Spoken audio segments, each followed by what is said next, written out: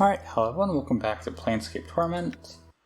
Last time we talked to Ebb, who actually wasn't very helpful. We got Candrian to talk to left, and otherwise we can leave this bar, and then I think we're just going to look around the map for the place we're going to, whose name I forget, Ragpicker Square. Alright, let's talk to Candrian first. This game has pretty consistently rewarded us for just talking to everyone we meet, so Candrian.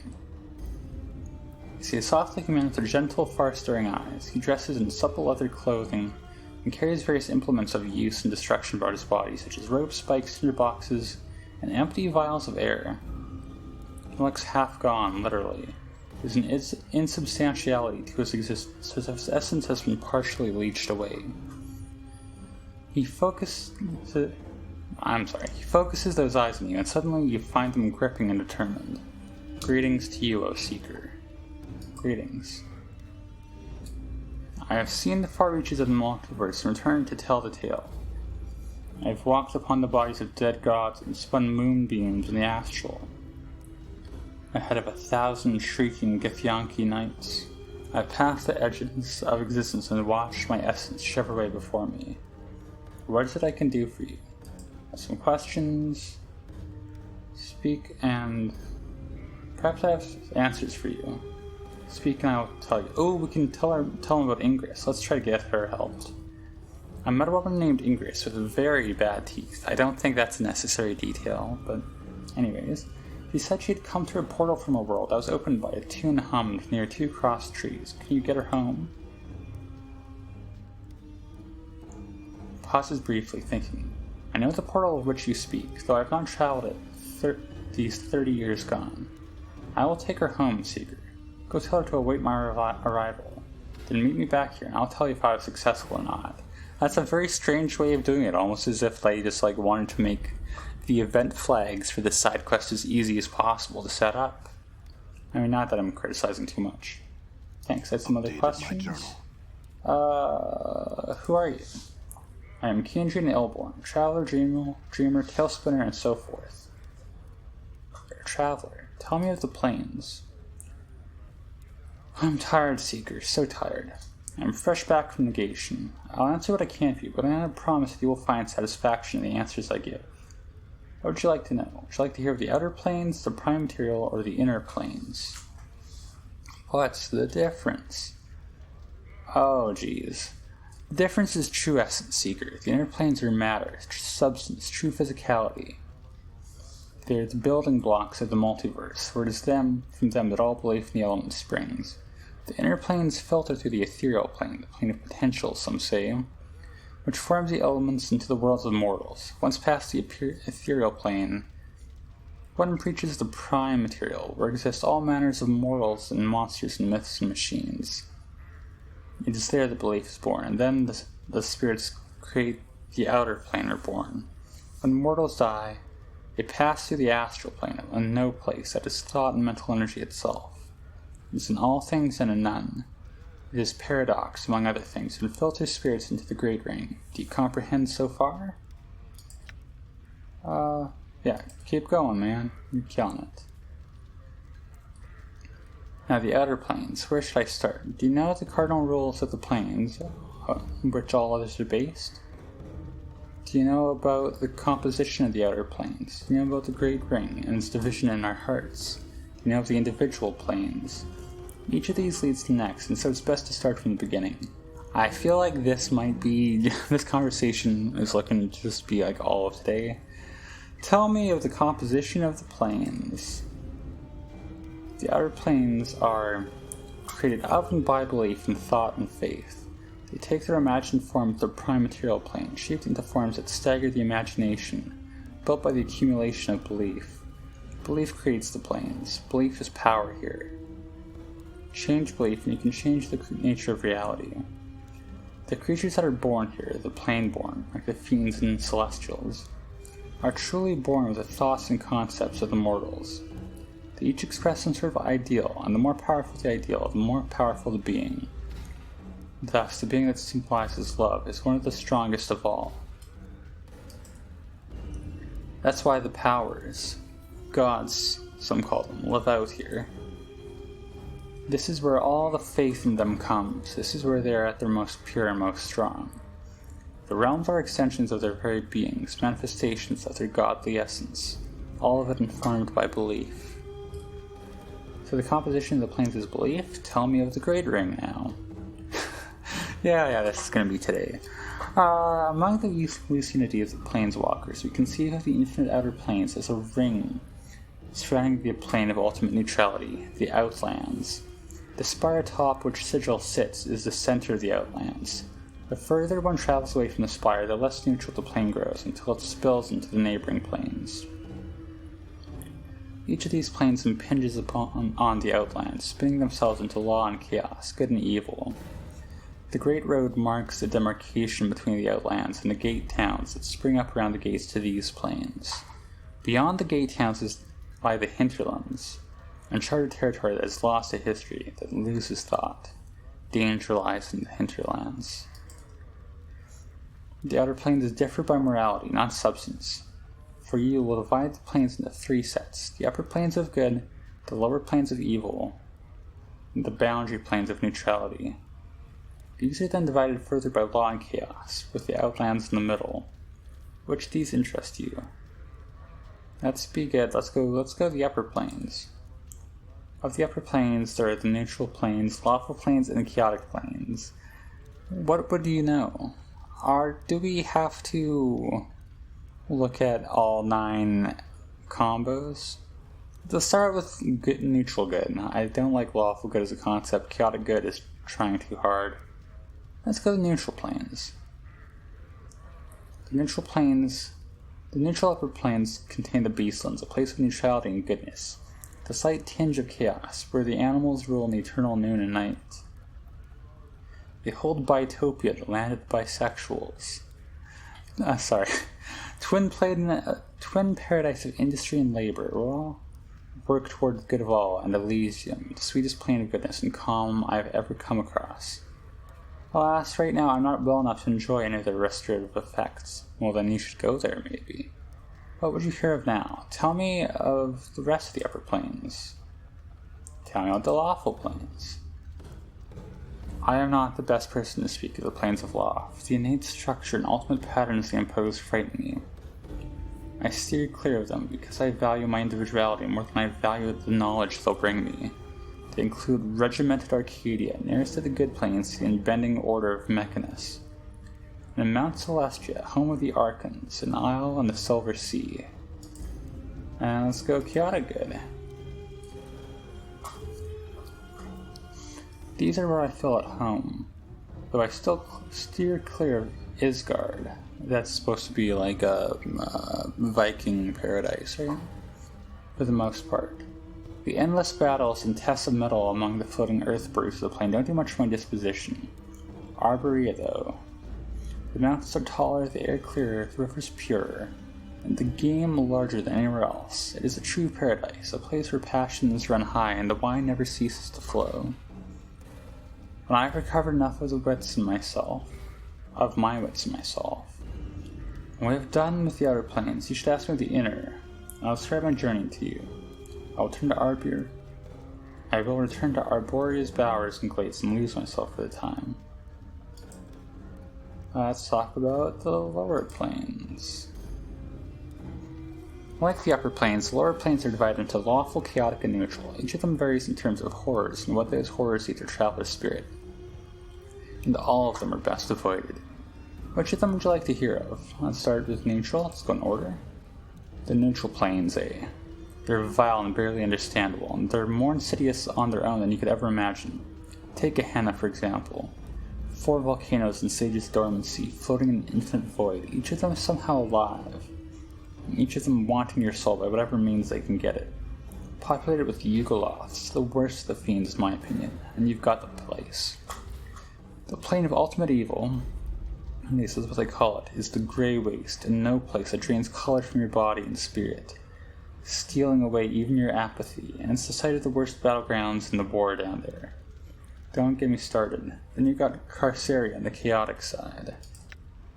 Tell me about the war. As for the Blood War, two armies of fiends smashing together pointlessly across the lower planes, slaughtering mindlessly in the name of law and chaos. They'll aggrandize it, of course, but in the end, it's about hate and stupid endeavor that aids none and harms far too many. Tell me about Carceri. Carceri and its poisonous jungles, acid swamps, destructive waters, strung like a string of rotten pearls nestled within one another. Remember this, Seeker. Carceri is a prison home to the Garruleths, one of the most dangerous types of fiends there is. The strength of the prison is the strength of the captor, and as strong as the prisoner lets it be. Destroy the prison keeper, and a body can escape the red prison. There's almost no other way out, and not when the gates close themselves against you, and watch you spin off into the vast space surrounding the orbs. The brave Carceri traveler, for its bonds can be greater than flesh. Updated alright. my journal. Why did my journal update there? I guess that's part of a, quest that we will happen upon eventually at some point. Let's hear about the lawful planes. As much as I detest the order of the lawful upper planes, at least they present a modicum of goodness. The lower planar counterparts, though. Acheron's a place of ricocheting cubes that never see an end to battle, swarming with the souls of dead humanoids. Bator. Bator is the place best avoided. The Batezu. The fiends in the corner there are but the merest expression of the deviant corruption embodied in that soulless machine of order. If you want more, talk to them, but remember, all that is bad about bureaucracy and order originates from Bator, and spreads like a stain across the heart of mortals. Though there is some knowledge to be found there, it's rarely worth the spiritual rape plane inflicts. And so with the chaotic plane. The Abyss isn't someplace you should consider going. Where Bator is all orderly, the Abyss is full of chaos and change, none of it's pleasant. When it becomes something that approximates normality, that's when you should be most wary of it. It's home to the Tanari, who most primes call demons, and it's got that name for a reason. They're unpredictable and murderous, and the few you can trust are few and far between. The few I met who I trust, I still don't trust entirely. They're creatures of chaos and evil incarnate. And if they put on a friendly face, who's to say it's not part of a larger agenda? Alright, was there more? Alright, yeah, and now we've got the boundary planes. There are two boundary planes to my mind, and they're diametrically opposed. One of them, Mechanus, is the very essence of law, a place where beliefs fit together, interlocking and turning. And a mass machine that is the entire plane. Some folks have it the gears of Mechanus are the engines that drives the planes. The other plane is Limbo, a swirling morass of chaos that follows no rules, none. And just when a body thinks it's classified as behavior, it goes and changes on them. Or it doesn't. You just can't tell. I was in Limbo not too long ago. Tell me of your journey. I had a Githzerai guide with me, an anarch who could shape the illogical matter of the plane into forms of his desire. We had fought off the herring and the slotty, the chaos creatures who call that plane home. It seemed there were more than usual, but then one can never tell what's the usual Limbo, but I digress. In the midst of all this chaos, we came across a series of huge metal interlocking cubes, like some sort of puzzle box. It wasn't something we had shaped, consciously or not, and we couldn't find a way inside. It was like a bastion of order within the confines of disorder, a seed of law. That's the best I can explain it. Updated my journal. And now we're going to the Outlands. The Outlands are absolute neutrality, perhaps the best place for a body to visit in the outer planes outside of Sigil, if you don't want to have a plane's morality forced into your heart.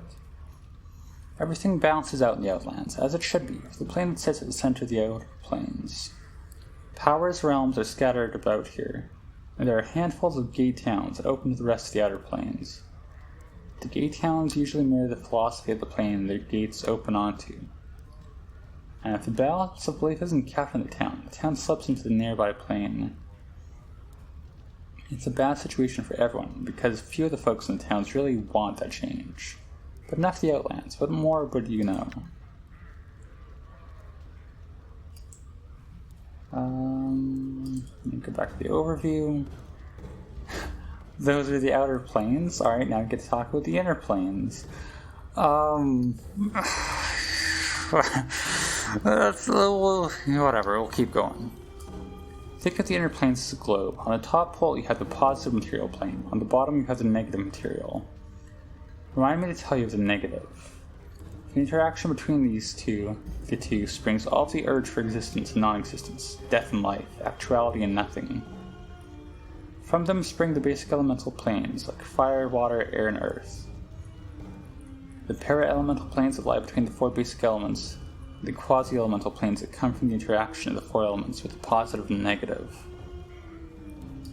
Tell me of the negative material plane. I went to the inner planes to discover my true essence. I made the mistake of visiting the negative material plane in order to understand my body's urge to decay and the cycle of life and death. I thought myself protected against the ill effects of the plane with my magic, but I was wrong. The blackness of infinite nothing pressed on my soul, and I was beset by shadows that sought to snuff out my very soul. I lost my way for a time, from eternity, and nearly lost my existence. I could feel my essence falling away from me, and am even now half gone. Never will I return. How do you survive? I gained an item? How did I gain an item? Oh, okay, I guess I'll explain it here. How did I survive? With a piece of nothing that held back the nothing. Nothing can stop nothing, you know, and so I carried nothing in my hand to protect me. Do you plan to journey to the ultimate negation yourself? You have the smell of desperation about you, and so I make you this gift. Hold it in your hand when the shadows press in, and it should protect you and your friends so much they remain close to you. Heh. Sorry. He passes you a small black token and looks as if it has no dimensionality to it at all. So we got an item, we got a key item from that, so this is like expected that you go through all this, so I'm not just like wasting everyone's time here. Thanks. Tell me more of the planes. Tell me of the prime material. You want to know the prime? Visit it. The boundless worlds of that plane have an infinite variety, as do the planes, but I cannot encapsulate them as I have here. Suffice it to say they are the birth of the outer planes, the children of the inner, and they hold limitless potential within their boundaries. What did you mean when you mentioned negation before? Okay. Did that before? Other questions? What are you doing? I am fresh back from negation. I'm trying to restore my essence before it slips away from me altogether. Alright, that loops back to what we already talked about. Do you know about my journal? No. Do you know about Farad? Farad grew up to be a collector. How long ago was this? When I said it last, he was but an officious stripling in one of the upper wards. Heh. Time does change some people. No secret, I don't know Farad anymore. I'm willing to bet. And, that is it. So, that was today, I guess. Candrian. Got a lot to say, I guess. We did get... I still don't know the screen too well. Did get a negative token. We should probably get rid of some. Like, do we need this cobblestone? How do we discard the stone of cobble? I don't know. Let's not worry about it right now. Am I missing an eyeball? Do I need to get that eyeball from the barkeep? Don't want to part with that. I can imagine you don't want to part with that. Anyways, I guess that's stuff we'll find out later on. For now, we didn't accomplish stuff, I guess, somehow, technically. So we will save our game, and then we'll call it here. Today was, just me reading for 20 minutes. That's the kind of game this is sometimes. That's what we signed up for, to be honest. So, yeah, next time we'll look around the map, I guess. We'll see what we can find, and yeah. For now, as always, thank you for watching.